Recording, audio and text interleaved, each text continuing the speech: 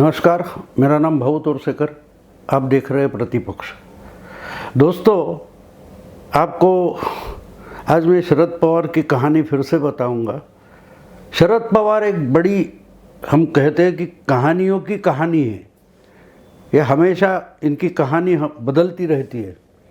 आपको याद होगा कुछ दिन पहले इनकी पार्टी जो है नेशनलिस्ट कांग्रेस पार्टी, उसके युवा शाखा का एक अधिवेशन हुआ था, जिसमें युवा शाखा के जो प्रमुख नेता है महबूब शेख, इन्होंने एक प्रस्ताव उस अधिवेशन में पारित किया था और जिसमें कहा गया था कि यूपीए का अध्यक्ष पद ये शरद पवार जी को देना चाहिए अगर फिर से देश की राजनीति में मोदी जी का सामना करना है और उसके लिए पूरे देश में फैले हुए रीजनल और सेक्युलर पार्टियों को इकट्ठा करना है। तो ये काम सिर्फ शरद पवार कर सकते हैं और किसी के बस की बात नहीं है। और इसलिए जिसको यूपीए कहा जाता है, यानी 10 साल मोदी जी आने के पहले 10 साल जो महागठबंधन देश में राज कर रहा था, वैसी यूपीए फिर से अगर बनानी है तो उसके लिए ताकतवर नेता अगर कोई होगा तो शरद पवार है। उनको दुनिया भर के लोग मानते हैं, देश भर के लोग मानते हैं, सब पार्टियां मानती है। तो इसलिए शरद पवार को ही यूपीए का अध्यक्ष बनाना चाहिए। और खुद शरद पवार उस वक्त मंच पर बैठे थे, उन्होंने तो उस वक्त उसका इनकार नहीं किया, लेकिन चर्चा तो शुरू हो गई। यानी उस वक्त पवार साहब ने उसका इनकार नहीं किया। एक बात सीधी है, आपके पार्टी का टॉप मोस्ट लीडर जो है वो स्टेज पर बैठा है, मंच पर बैठा है, और उस वक्त उसे पसंद नहीं या उसकी सम्मति लिए बिना कोई ऐसा प्रस्ताव पारित नहीं कर सकता जो उनके ही बारे में हो। तो फिर भी ये प्रस्ताव पारित हो गया और पवार साहब मंच पर बैठे थे, उन्होंने उसी वक्त उसका इनकार तक नहीं किया और उस पर चर्चा होने दी। 2-3 दिन निकल गए, फिर कांग्रेस में जोर शोर से रिएक्शन आ गई, क्योंकि कांग्रेस और एनसीपी बहुत सालों से, यानी 22 साल से साथ में है। महाराष्ट्र में तो पहले 15 साल इन दोनों की गवर्नमेंट होती थी। आज भी कांग्रेस और एनसीपी शिवसेना के साथ महाराष्ट्र में गवर्नमेंट चला रही है। और ये जब इशू निकलता है कि यूपीए का नेतृत्व कौन करेगा, तो आपको मालूम है कि यूपीए का नेतृत्व सोनिया गांधी ने राहुल गांधी तो नहीं दिया। जब 2014 के पहले 2019 का चुनाव होने से पहले, यानी 2018 के दिसंबर में गुजरात का विधानसभा चुनाव खत्म हुआ, जिसका नेतृत्व राहुल गांधी ने किया था, उसके बाद उसकी मतगणना होने से पहले सोनिया जी ने कांग्रेस का अध्यक्ष पद राहुल गांधी को सौंप दिया था। फिर भी उन्होंने यूपीए का अध्यक्ष राहुल गांधी को नहीं बनाया, वो अपने पास ही रखा। वो कांग्रेस की अध्यक्षा नहीं रही, फिर भी यूपीए की अध्यक्षा रही। उसके बाद जो घटना हुई, आप जानते हो कि राहुल गांधी ने इस्तीफा दिया और उसके बाद फिर सोनिया जी टेम्पररी अध्यक्ष है कांग्रेस की और यो यूपीए की अध्यक्षा है। इसके बारे में बार बार संजय राउत पिछले 2 साल से बात कर रहे हैं, लेकिन जब जब संजय राउत ने यह बात छेड़ी है तो कांग्रेस वाले बहुत गुस्सा हो गए और उन्होंने बोला कि शिवसेना को अगर यूपीए में लिया ही नहीं है तो यूपीए की अध्यक्षता के बारे में शिवसेना को बोलने का अधिकार ही नहीं है। तो संजय राउत को चुप कर दिया था और अचानक से ये बात एक हफ्ते पहले कहाँ से टपक पड़ी। अगर एनसीपी के युवा शाखा का अध्यक्ष ये बात कर रहा है तो बिल्कुल सीधी बात है कि शरद पवार जी ने जानबूझकर ये सब्जेक्ट आगे लाया था, सामने लाया था, उस पर चर्चा होना उनको ही ज़रूरी लगा था।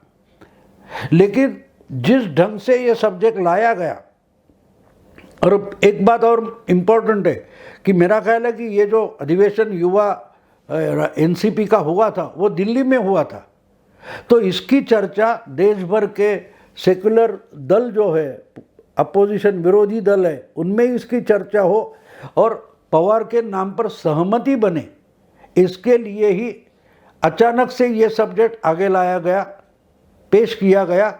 लेकिन कहीं से भी रिएक्शन नहीं आई, ना डीएमके से आई, ना ममता से आई, ना और मुलायम से समाजवादी पार्टी से आई, ना लालू की पार्टी आरजेडी से आई, ना और किसी पार्टी से आई। तो चुपचाप पीछे हटना शरद पवार को अच्छा लगा कि भाई लोग ना कहने से पहले हम विड्रॉ करते हैं, इसलिए उन्होंने अपनी उम्मीदवारी पीछे ले लिए। ये असली बात है। लेकिन इतनी ही बात नहीं, जो पवार साहब को जानते हैं, पवार साहब की राजनीति जानते हैं, और पवार साहब जिस ढंग का व्यवहार करते हैं वो अगर आप जानते हो तो आपको एक बात की जानकारी होना ज़रूरी है कि पवार साहब किसी भी संस्था के जब अध्यक्ष बनते हैं तो उस संस्था की कोई प्रॉपर्टी जायदाद होनी चाहिए, जमीन जायदाद होनी चाहिए। अब एनसीपी ही ले लो, अगर एनसीपी पार्टी है, महाराष्ट्र की एक बड़ी पार्टी है, तो जगह जगह पर हर जिले में एनसीपी की ऑफिसेस है, उनकी प्रॉपर्टी है, उनकी इमारतें और बिल्डिंग्स है, तो प्रॉपर्टी है, ज़मीन जायदाद है। कांग्रेस हो, कांग्रेस के भी देश भर में फैली हुई बहुत सारी प्रॉपर्टीज़ है, उनके ऑफिस हो गए, ऑफिस के बिल्डिंग हो गए, उसको प्रॉपर्टी होती। और पवार साहब कम से कम 100 से ज़्यादा अलग अलग संस्था संगठनों के अध्यक्ष है, लेकिन उस हर संस्था की कुछ ना कुछ प्रॉपर्टी, जमीन जायदाद है। और यूपीए ऐसी कोई संस्था नहीं है कि जिसकी कोई जमीन जायदाद है। हाँ, यूपीए एक माना हुआ संगठन है जिसमें अलग अलग दल है, लेकिन उसका कोई अपना ऑफिस नहीं है, उसकी कोई अपनी इमारत नहीं है कि भाई हाँ जहाँ बोर्ड लगा है यूनाइटेड प्रोग्रेसिव अलायंस यूपीए जैसा, ऑल इंडिया कांग्रेस कमेटी ऐसा जो ये लगता है, या एनसीपी हो, शिवसेना भवन हो, बीजेपी का ही हेडक्वार्टर्स हो, उनकी अपनी अपनी प्रॉपर्टियाँ है। लेकिन यूपीए नाम की संस्था या संगठन ऐसा है कि जिसका कोई ऑफिस नहीं है, जिसकी कोई ज़मीन जायदाद नहीं है, कि जिसका कोई अध्यक्ष बने तो उसको बैठने की कोई जगह है, कोई ऑफिस है, बिल्कुल नहीं है। यानी ये एक काल्पनिक संस्था है, संगठन है, और जिसकी मीटिंग कई किराए के जगह पर लेनी पड़ेगी, या कांग्रेस का ऑफिस में ले लो, या कोई किराए का हॉल लेकर वहाँ कर लो, या कोई दूसरी डीएमके के ऑफिस में ले लो। लेकिन देश के किसी भी कोने में, किसी भी हिस्से में जिसको यूपीए बोलते हैं, उसकी कोई जमीन जायदाद या प्रॉपर्टी नहीं है। और पवार साहब का इंटरेस्ट ऐसी संस्था के अध्यक्ष पद में रहता है कि उसकी कोई जमीन जायदाद हो। अभी कुछ महीने पहले की बात है, आपको मालूम होगा, अगर मुंबई में आप कभी आए होंगे तो मुंबई में मराठा मंदिर नाम का एक थिएटर सिनेमा का बहुत पुराना है, जहां मुगले आजम 100 हफ्ते चला था, रिकॉर्ड हो गया था। मुगले आजम, ये जो इतिहास बनाने वाली फिल्म है पुराने ज़माने की, मधुबाला के आसिफ, दिलीप कुमार की, वो जहाँ 100 हफ्ते से ज़्यादा चली, उस थिएटर का नाम मराठा मंदिर है। लेकिन मराठा मंदिर ये उस थिएटर का नाम ही नहीं है, ये एक संस्था है। देश भर के बड़े बड़े मराठा नेताओं ने इकट्ठा होकर मराठा जाति की उन्नति के लिए एक संस्था बनाई, जिसको मराठा मंदिर बोला जाता है। कुछ महीने पहले उसका एक चुनाव हुआ था।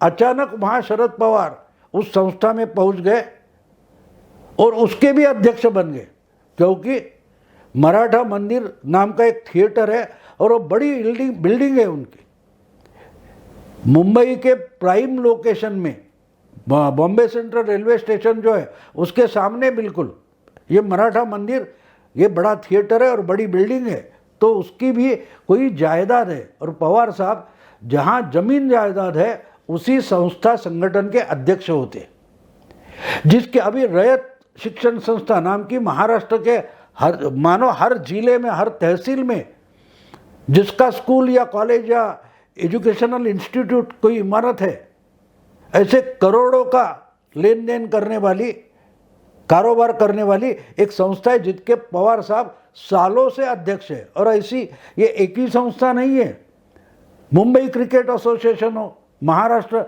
अलग अलग आप जितने भी संस्थाएं निकालो तो पवार साहब वहाँ अध्यक्ष दिखाई देंगे। लेकिन उस संस्था की बड़ी से बड़ी प्रॉपर्टी होनी चाहिए, जमीन जायदाद होनी चाहिए। यशवंतराव चव्हाण प्रतिष्ठान फाउंडेशन है, जो कप परेड में उनकी बड़ी बिल्डिंग है, बड़ा अच्छा खासा प्लॉट है प्राइम लोकेशन पर, जो पवार साहब उसके भी अध्यक्ष है, शायद संस्थापक भी है। लेकिन कहने का मतलब ये है कि जिस संस्था के पवार अध्यक्ष बनते हैं तो वहाँ कोई जमीन जायदाद होना ज़रूरी होता है। तो अगर यूपीए नाम का एक कोई संगठन माना जाता है, कल्पना में है, उसका कोई अध्यक्ष, सेक्रेटरी, कोषाध्यक्ष या कोई वर्किंग कमेटी, ऐसा कुछ भी नहीं, सब समन्वय समिति, ऐसा कुछ भी नहीं है। यूपीए नाम का एक ऑर्गेनाइजेशन माना जाता है जिसकी कल्पना है, एक परिकल्पना है, जमीन पर कुछ भी नहीं, कागज का भी कुछ नहीं है, आपको उसका लेटर हेड तक नहीं मिलेगा। यूनाइटेड प्रोग्रेसिव अलायंस, अध्यक्ष ये, सेक्रेटरी ये, कुछ भी नहीं है।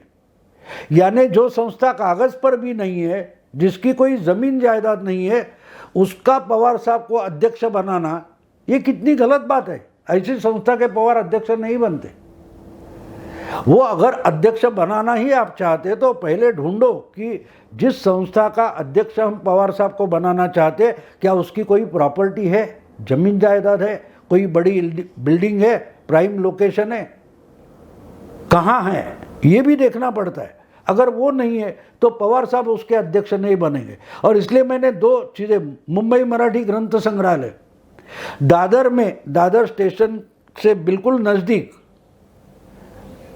जो अग्निशमन दल का एक बड़ा सेंटर है, उसके पीछे एक बड़ी प्लॉट है, जिस पर बड़ी पुरानी बिल्डिंग खड़ी है, जिसको मुंबई मराठी ग्रंथ संग्रहालय बोलते। पवार साहब ने कुछ महीने पहले वहाँ भी अध्यक्ष पद कर वो चुनकर, अध्यक्ष पद के लिए चुनकर आए।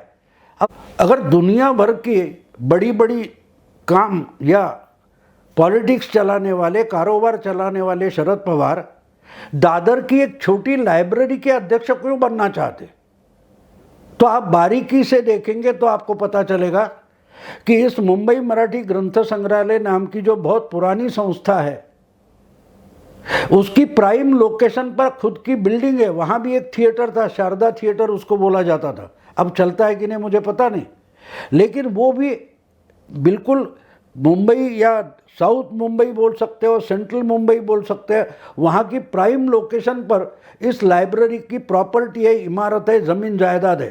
तो पवार साहब को वहाँ अध्यक्ष होना था। मराठा मंदिर की मैंने बात बता दी, मुंबई क्रिकेट एसोसिएशन, आप एक एक करके देखोगे तो पता चलेगा 100 से ज़्यादा ऐसी संस्थाएं, ट्रस्ट है कि जहाँ पवार साहब बहुत सालों से अध्यक्ष बने बैठे हैं या अध्यक्ष बनना चाहते हैं।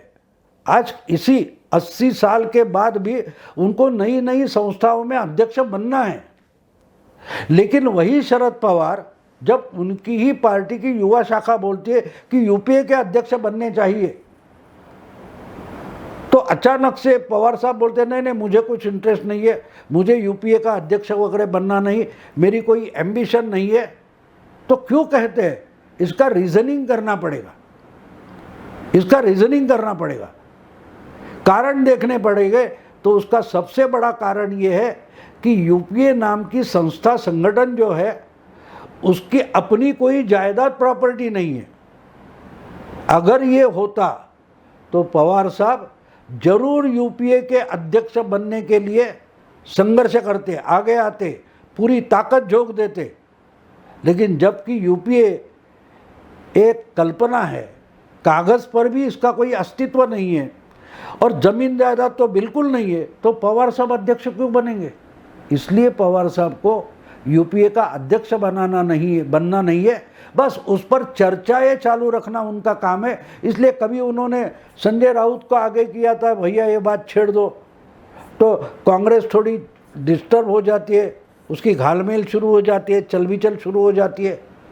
तो अब उन्होंने अपने ही युवा शाखा का जो अध्यक्ष है उसको बोल दिया कि भैया एक प्रस्ताव पारित कर लो कि यूपीए का अध्यक्ष पवार साहब को बोले, तो कांग्रेस में हलचल पैदा हो गई। तो ये जो बात है ये इम्पोर्टेंट है कि यूपीए का अध्यक्ष पवार साहब को बिल्कुल बनना नहीं, क्योंकि यूपीए का अध्यक्ष बनकर पॉलिटिकली तो कुछ होने वाला नहीं है। और बाकी के जो ममता हो या और कोई स्टालिन हो या जो अन्य रीजनल पार्टी के नेता है वो भी उसमें कुछ हिस्सा नहीं लेना चाहते, तो बिना जायदाद के अध्यक्ष पवार साहब क्यों बनेंगे।